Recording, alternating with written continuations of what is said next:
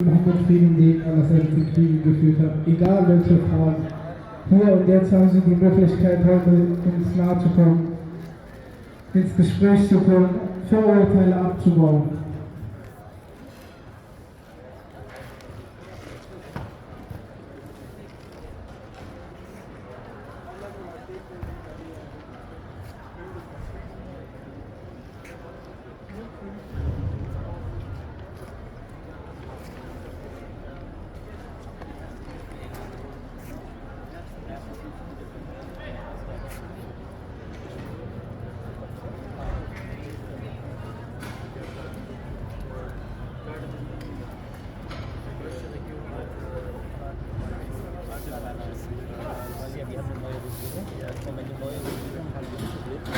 Koalitionsvertrag